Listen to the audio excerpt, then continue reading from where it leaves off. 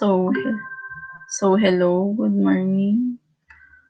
I-share ko lang po yung screen ko sa inyo. So, good morning. I am Precious Pistula and I will be reporting on Thinking and Education, Chapter 3, Orchestrating the Components by Matthew Lipman. Here, are we talking about emotions as a subject matter of education, or are we talking about the emotions as playing a role in education? Or third possibility would be educate emotions themselves. So according to Catherine L. Jean, first, emotions functions cognitively. Elgin maintains only when they embed beliefs. Thus, an emotion cannot be genuine fear if one does not believe one is in danger. Second, she believes that an emotion provides a frame of reference. For example, parental love is a framework within which one organizes a set of feelings, attitudes, and actions.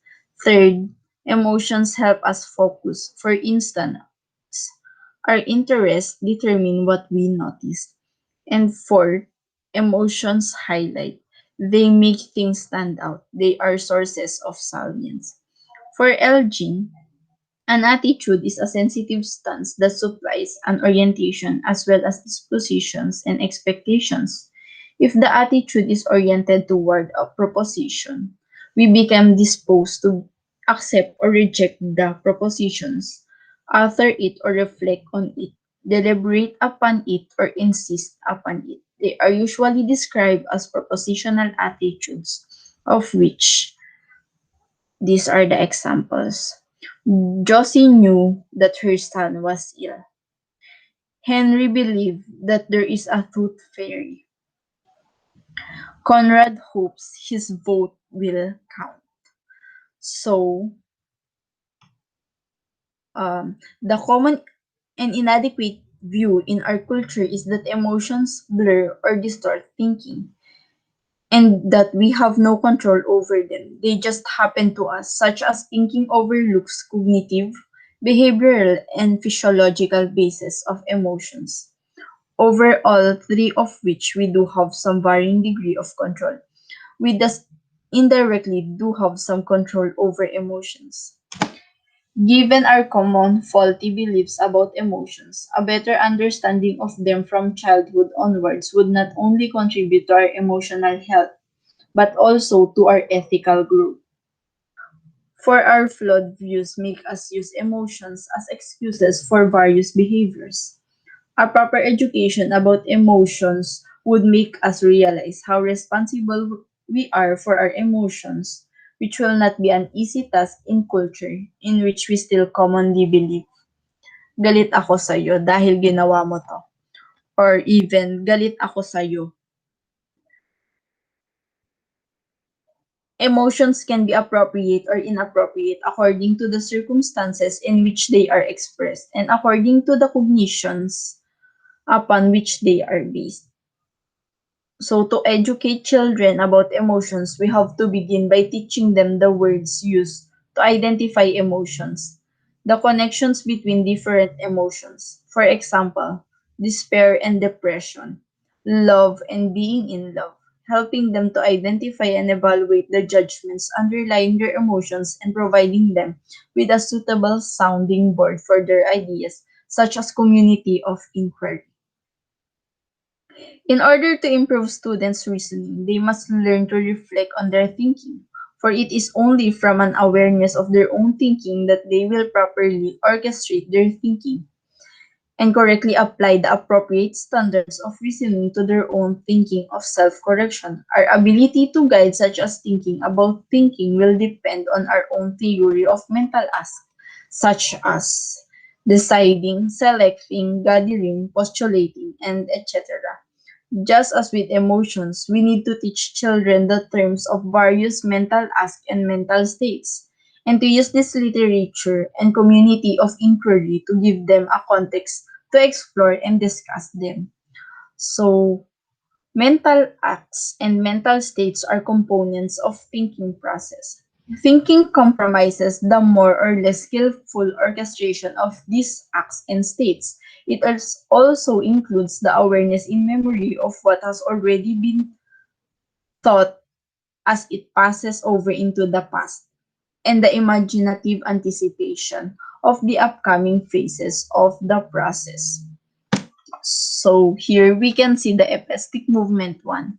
Some mental acts can develop into thinking skills. For example, mental acts, questioning, reasoning skill, asking question as part of problem formulation and the initiation of discussion. Generalizing tentatively, avoiding sweeping generalizations such as occurs in stereotyping, and so on.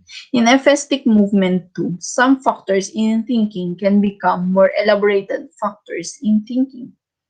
Thinking moves mental acts, thinking skills, and so forth.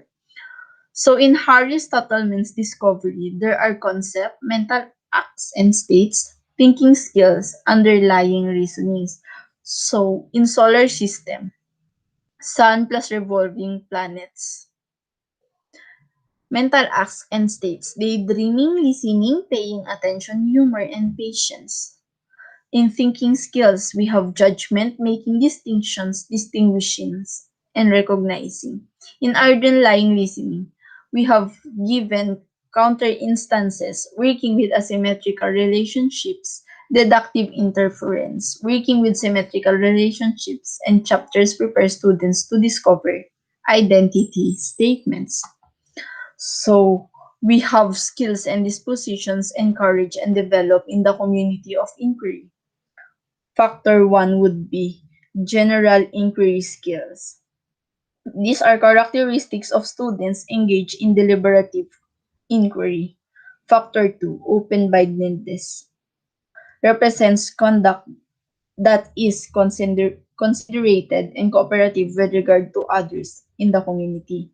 And factor three, reasoning skills. These skills are more closely linked to logical reasoning than our general inquiry skills.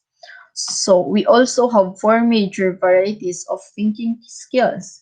Number one is inquiry process or self-correcting practice. Number two, reasoning processes. Knowledge originates in experience. One way of extending knowledge, however, without recourse to additional experience is through reasoning. Third, information organizing. For purposes of cognitive efficiency, we have to be able to organize the information we have to receive, meaningful clusters or units, and for translations, a process in which what is said in one language is then said without loss of meaning in another. So according to Lippmans, he described some of the skills and dispositions encouraged and developed in the community of inquiry, distinguishes between inquiry skills, reasoning skills, and information organizing skills, and expounds on the orchestration of skills. The latter is particularly important, for too often thinking skills are thought in fragmented ways, disconnected from each other, thereby making it difficult for students to apply the skills relevant to the accomplish a task in an organized way. The acquisition of inquiry and reasoning skills is not enough. It is necessary to know how, when, and where to apply them. Just as children learn their first language readily when a family calls forth that learning, they are readily learn to reason well when schools immerse in a community of inquiry, where they will be taught for a very beginning to evaluate what they read, say, and to argue for their interpretations. So that ends my report. Thank you and goodbye. Thank you and goodbye.